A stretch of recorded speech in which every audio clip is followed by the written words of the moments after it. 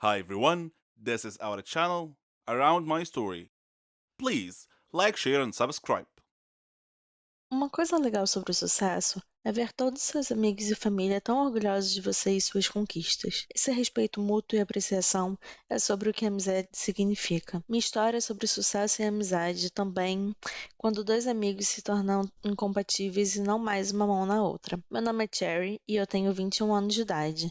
Eu tinha uma amiga que se chamava Margot. Ela não era apenas minha amiga, era minha melhor amiga, minha irmã. Ela significava o mundo para mim. Nós éramos parecidas em tantos jeitos, até mesmo em nossos hobbies e nossos sonhos. Depois da morte do meu pai, minha mãe e eu nos mudamos para a vizinhança de Margot, já que a mãe dela era a melhor amiga de minha mãe. Eu tinha apenas 3 anos nessa altura, então Margot e eu praticamente crescemos juntas. Na escola, nós partilhávamos das mesmas aulas, estudávamos juntas e até mesmo éramos parceiras de laboratório. Ela e eu sonhávamos em ser farmacêuticas. Eu tive muita dificuldade no ensino médio, mas consegui terminar com o suporte de Margot em seu encorajamento. Eu não tive muita liberdade e independência como ela tinha, porque minha mãe era super protetora. Foi nesse ponto que minha história realmente começa.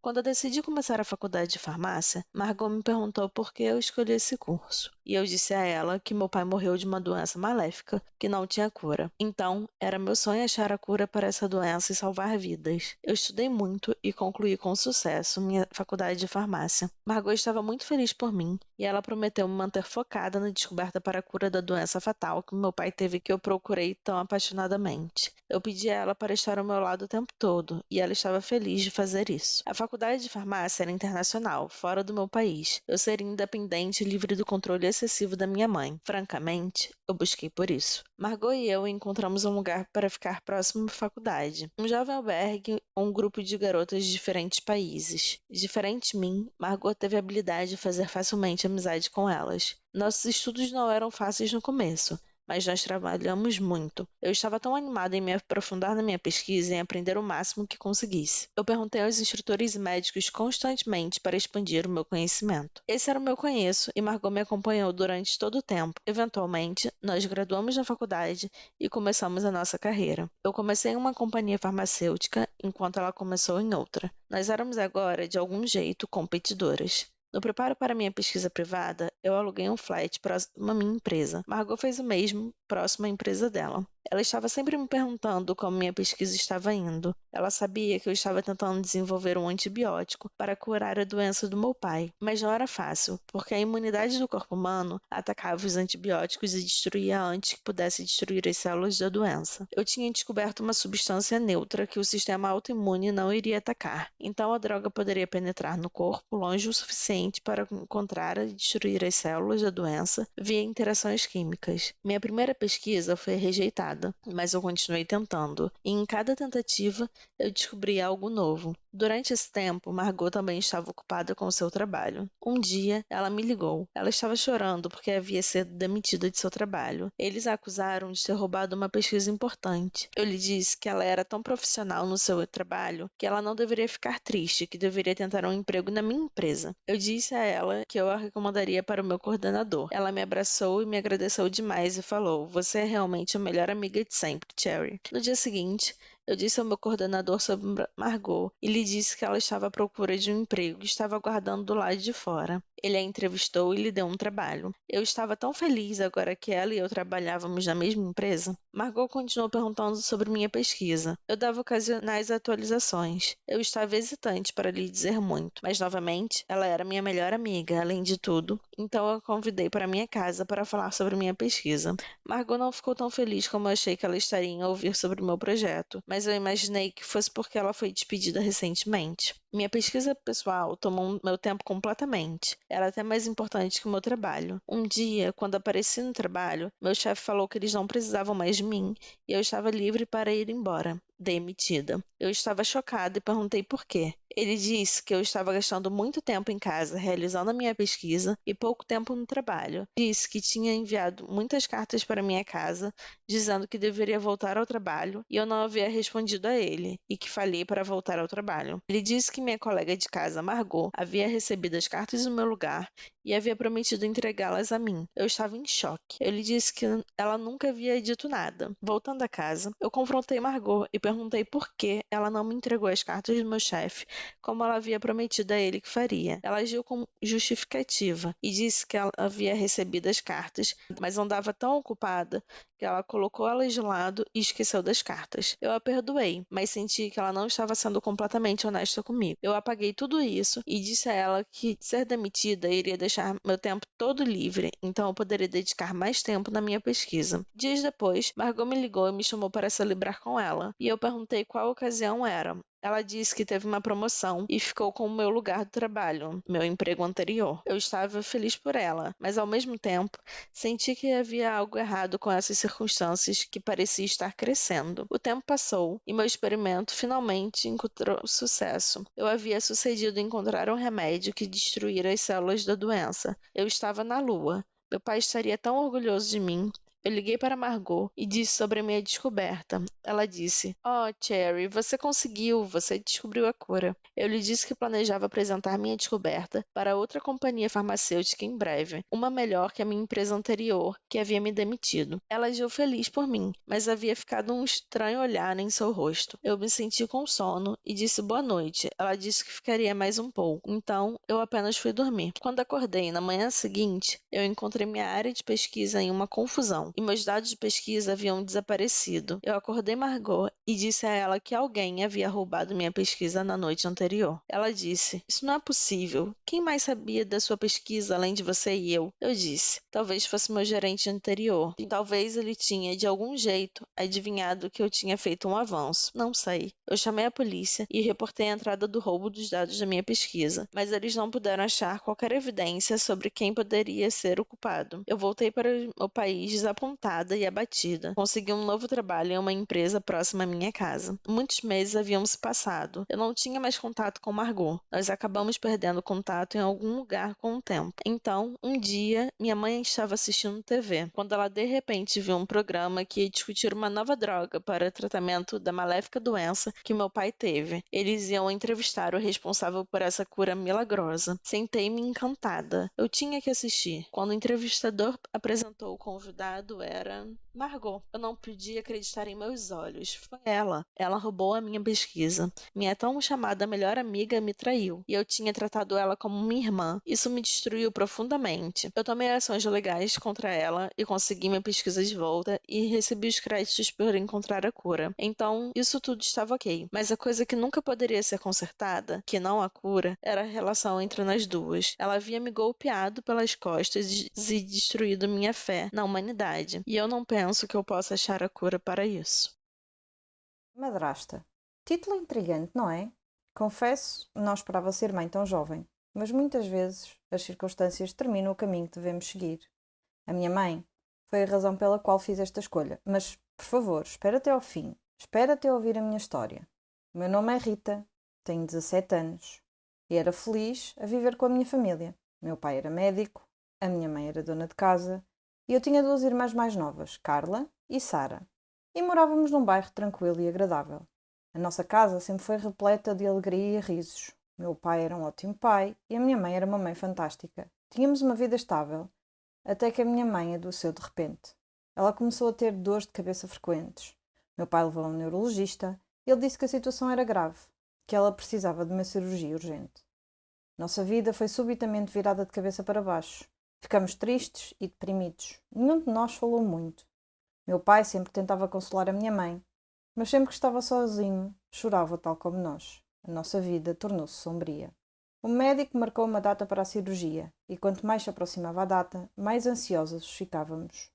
Quando o dia finalmente chegou, arrumamos algumas coisas da mãe para levar para o hospital. Parecia ser a última vez que nos veríamos. Tive um mau pressentimento sobre isso. Quando chegamos ao hospital, a minha mãe chamou-me e disse-me: "Rita, tens de cuidar do teu pai e das tuas irmãs." De repente entrei em pânico. "Mãe, para de falar assim." Disse: "Vais melhorar e vais voltar para casa." Ela colocou a mão na minha boca e disse: "Claro que vou, mas precisas de cuidar deles enquanto eu estiver fora. Vais fazer isso por mim?" Eu estava a chorar, mas tentei acalmar-me e assenti. Então o médico chamou-a. Ela abraçou todos e depois foi para a sala de operações para a cirurgia. Esperamos do lado de fora da sala, preocupados.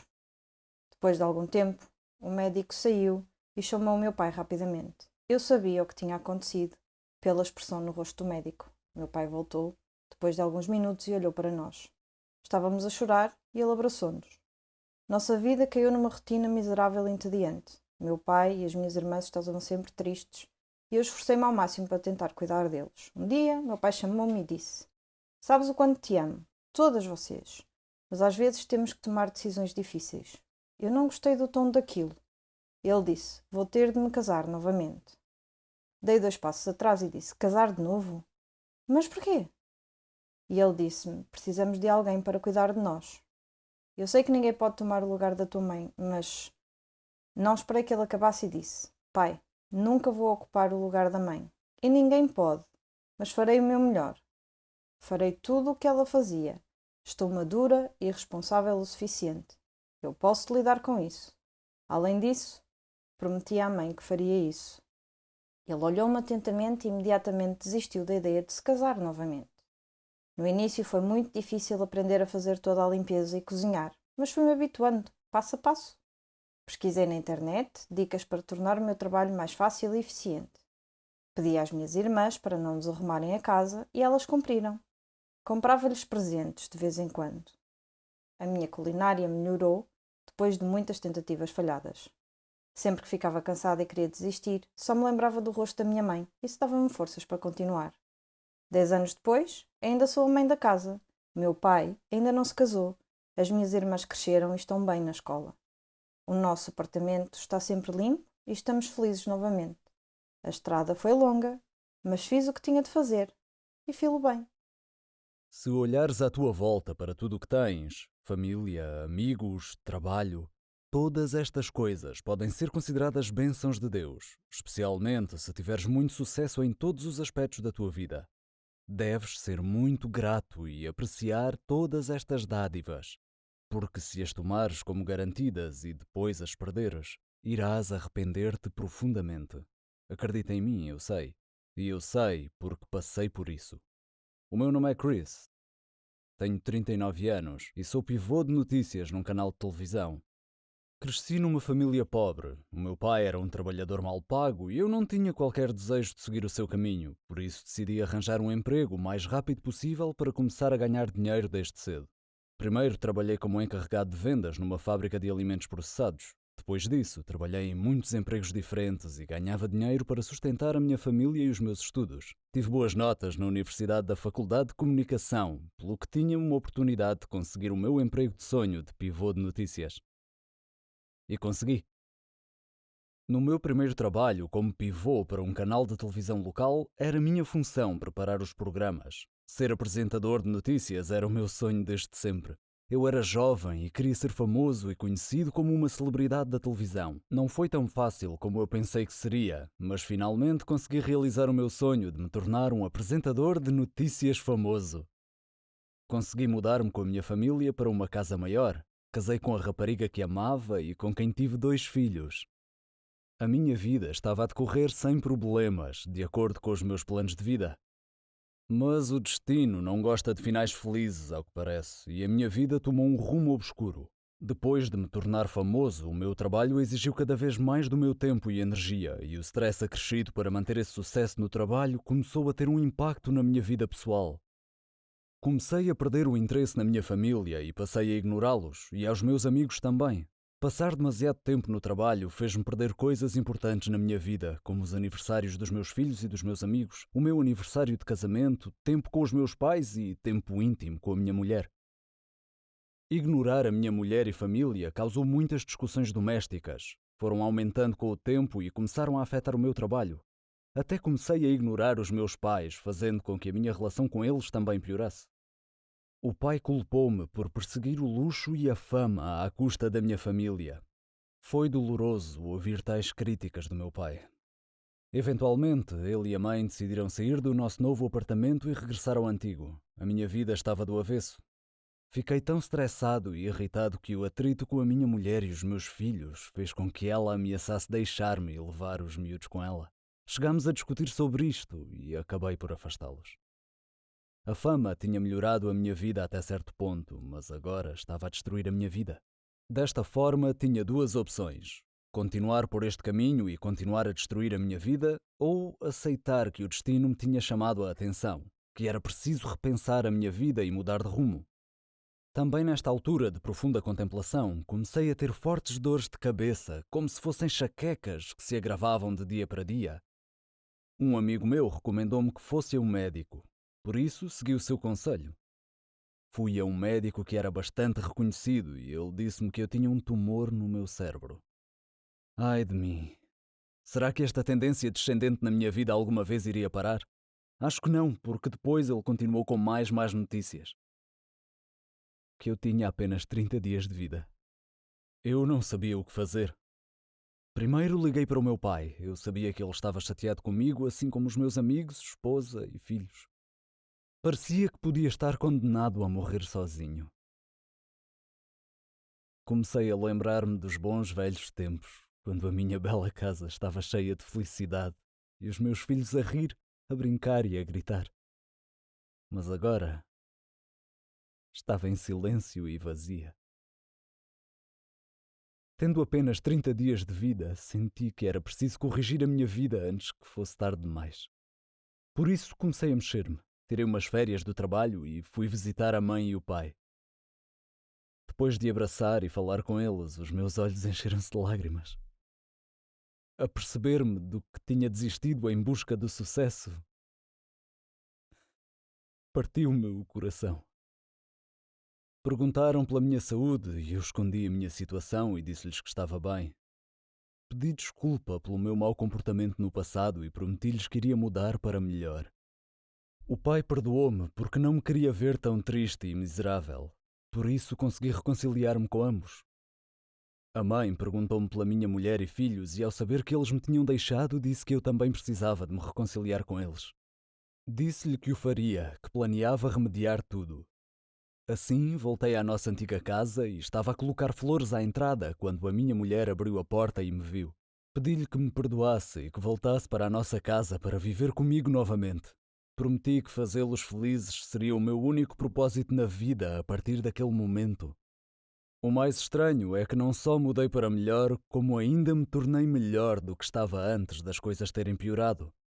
Passei todo o meu tempo com os meus pais, a minha família e os meus amigos. Encontrávamos-nos todas as semanas para nos divertirmos e fazermos churrascos. Durante o meu renascimento espiritual, o meu prazer renovado da vida, o meu telefone continuava a tocar muito, mas pensei que era apenas um médico com mais notícias, por isso ignorei-o. Então, um dia, reuni toda a família e disse-lhes a verdade. Que iria morrer muito em breve. Foi um grande choque para todos. A minha mulher desmaiou e os meus pais e filhos choraram todos. Finalmente estava pronto para responder aos numerosos telefonemas que tinha recebido. Eles eram do laboratório. O técnico do laboratório informou-me que tinham misturado os meus registros médicos com os de outra pessoa e que essa pessoa tinha morrido com os 30 dias previstos. No entanto, eu estava safo.